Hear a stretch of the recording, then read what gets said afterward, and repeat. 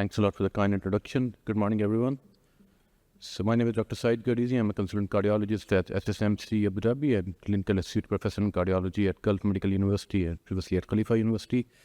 Today I'll be giving a talk regarding dyslipidemia updates. I do not have any relevant conflicts of interest to declare. So cardiovascular disease is a leading cause of mortality in the world. To give you some perspective, around globally, 31% of all the deaths are related to cardiovascular disease, 45% of all the deaths in Europe, and 23% of all the deaths in the United States are attributed to cardiovascular disease. When you compare cardiovascular disease to other major diseases in the world, such as cancer, respiratory disease, and diabetes, it's still a leading cause of mortality and morbidity. Talking about the cardiovascular disease in UAE, cardiovascular disease, unfortunately, the leading cause of death in UAE, and the trend is increasing.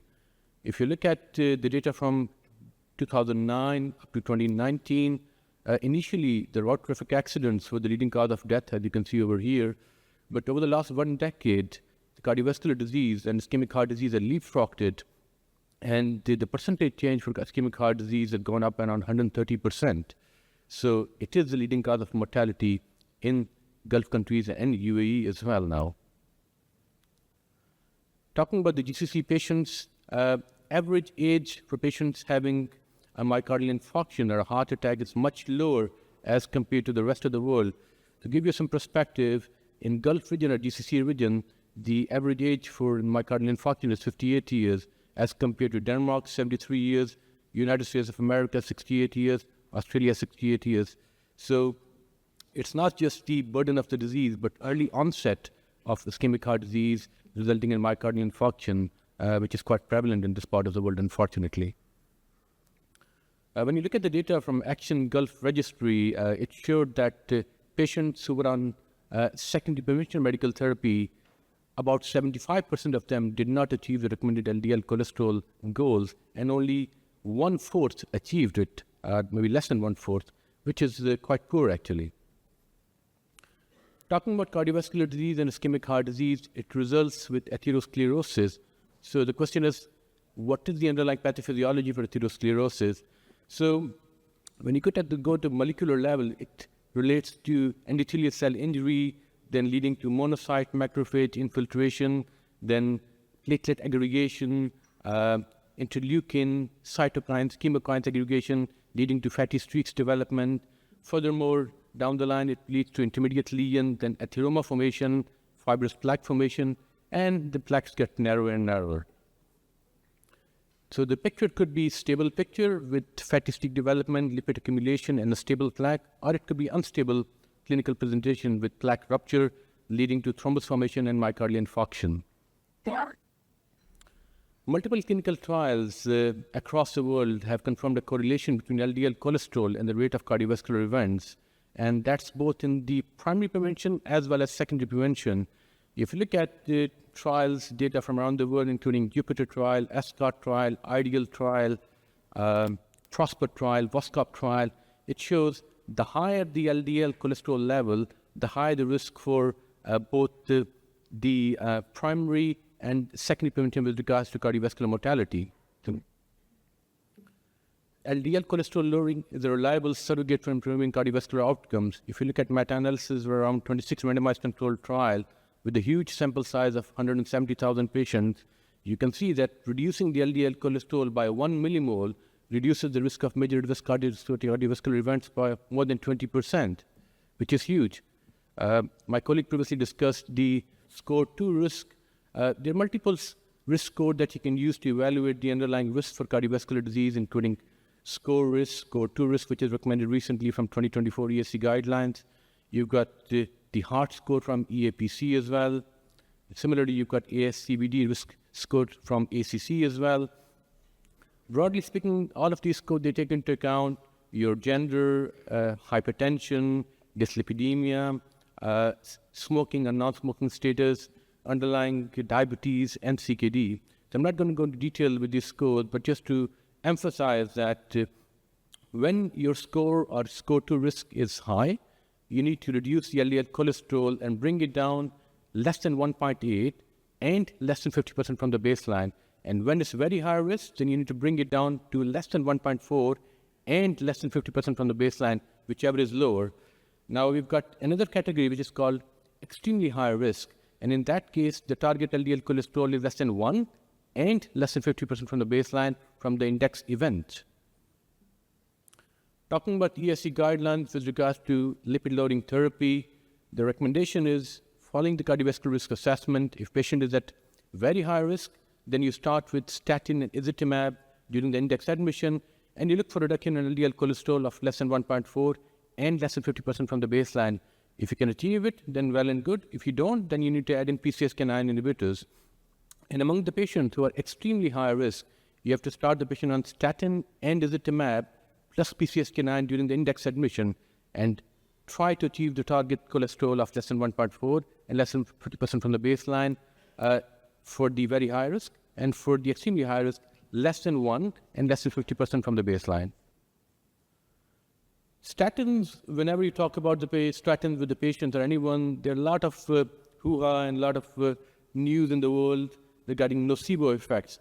So what are the nocebo effects? Nocebo side effects are the perceived side effects of statin therapy, which are subjective but not really objective. If you look at this PALM registry data, which was a good sample size of around 6,000 patients, it showed that around 51% of patients discontinued the statin after 1 year, 29% discontinued the statin between 1 month and 1 year, and 12% for less than 1 month. When you look at the nitty-gritty of why did they do that, the patients, about 55% of them, they said that they experienced side effects, but they were more subjective than objective. 18% thought they no longer needed statin, and some of them didn't even know why did they stop the statins actually. So LDL gets metabolized by the liver. So you've got LDL receptor, which is expressed by hepatocytes, and PCSK9 is a protein that is expressed by the liver, and it interferes with hepatic metabolism of LDL. The PCSK9 binds to the LDL receptor on hepatocytes, thereby preventing the binding of the LDL cholesterol to the hepatocyte and reducing the hepatic metabolism. So PCSK9 inhibitors inhibit the binding of PCSK9 proteins to the LDL receptors, thereby making them more available to bind with LDL cholesterol, leading to more hepatic metabolism, and that's how they work. Similarly, we've got siRNA or inclisiran or small interfering RNA that reduces the production of PCSK9 at a molecular level. PCSK9 inhibitors give you significant and sustained LDL cholesterol reduction at a good dose. Let's talk about some clinical cases. So, 53-year-old gentleman, management of patient in post-ACS dyslipidemia. So this gentleman presented with acute anterior STEMI. He had out-of-hospital VF arrest, multiple cardiovascular risk factors, resulting in heart failure with reduced jack and fraction during the index admission. And on presentation, you can see that his LDL cholesterol was more than 7, and his total cholesterol was more than 10.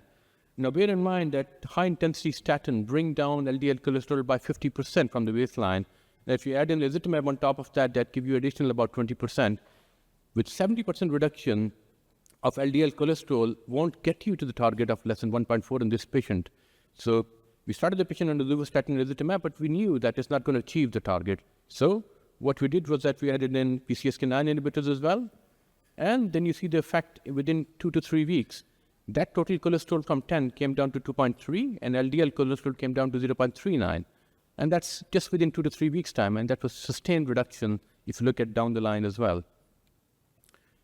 Management of dyslipidemia and primary prevention. I had another patient with familial hypercholesterolemia, very strong family history of premature coronary artery disease. She had hypothyroidism as well. She was taking rosuvastatin and ezetimibe at high-intensity doses for more than 15 years, but still did not achieve good LDL and total cholesterol reduction. When I saw her in the clinic, total cholesterol were more than 9, LDL cholesterol more than 7. Started on PCSK9 inhibitors. You can see on the index presentation, the total cholesterol was 9 and LDL was 7. After starting on PCSK9, within 2 months, you can see total cholesterol coming down to 4.5 and LDL cholesterol 3.24. Now, comparing PCSK9 inhibition with siRNAs or statin, you have to take 365 pills a year to achieve the target LDL reduction. Monoclonal antibodies, you need fortnightly injection. That's like 26 injections in a year. Sirna, the small interfering RNA, you need statin injection, then 3 monthly, then 6 monthly. For the first year, you need 3 injections, and after that, you need 2 injections. And that gives you sustained LDL cholesterol reduction, which is very beneficial, as we just discussed. Let's talk about another extremely high-risk case. 52-year-old gentleman, very high risk, known with premature coronary artery disease, had PCI done previously more than 5 years back, then presented with 2 NSTEMIs within 1 year in 2023. All the cardiovascular risk factors, he was already optimized on atorvastatin 80 and ezetimibe 10 milligram. When he came to us, his total cholesterol was 3.2 and LDL cholesterol was 1.4.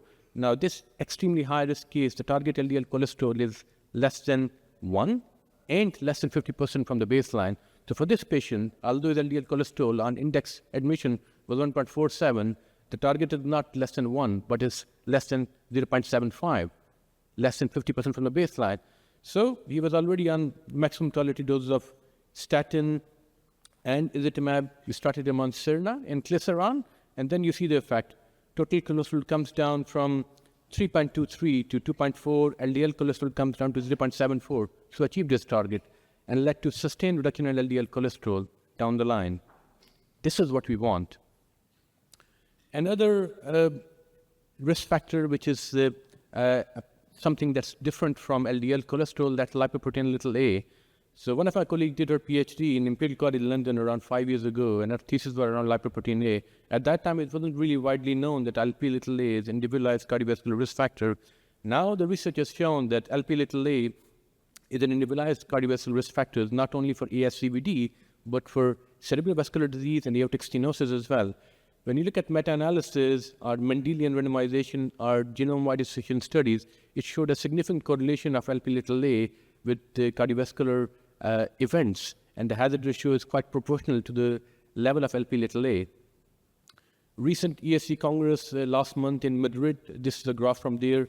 Your lifetime risk for major associated cardiovascular events correlates with your lipoprotein little a level. As it goes above, the correlation is fairly linear. Your LP little a levels more than 75 give you a significant lifetime cardiovascular risk. Now, the question is, how do we deal with it? How do we treat high levels of LP little a? So we do not have any targeted therapies so far, but we know that PCSK9 inhibitors and Sirna, such as inclisiran, can bring it down by around 25 to 30%. We are looking for new targeted therapies to bring down LP little a. Lipoprotein apheresis is quite useful. It can bring it down by around 35 to 40%. But ongoing clinical trials are looking for targeted therapies against LP little a for now. Recent ESC guidelines update last month from Madrid, from European Society of Cardiology, confirmed that non-statin therapies with proven cardiovascular benefit are recommended for patients who are unable to take statin to lower LDL cholesterol levels to reduce the risk of cardiovascular events. And that's class 1A recommendation. That means that you don't need to start the patient on statin who can't take statin for obvious reasons. You can start them initially during the index admission with proven therapies such as PCSK9 inhibitors or Sirna to bring the LDL cholesterol down. Bempedoic acid is recommended in patients who can't take statin therapy, so making a comeback now. And again, you've got PCSK9 inhibitors such as evinacumab should be considered in homozygous familial hypercholesterolemia. Similarly, there's a class 2A recommendation from ESC Congress from last month in Madrid, where they recommend that lipoprotein little a level of more than 50 international units is recommended as an add-on cardiovascular risk factors on top of LDL cholesterol and should be dealt with accordingly. Once again, the question is, how do we deal with it? So when you look at the guidelines recommendation from ACC or ESC, they mention starting the patient on aspirin, apart from that statin, ezetimibe. You should consider PCSK9 inhibitor and Sirna. But then again, we're still looking for new agents which are targeted against lipoprotein little a. Thank you for listening to me, and I'll be happy to answer any questions that you have.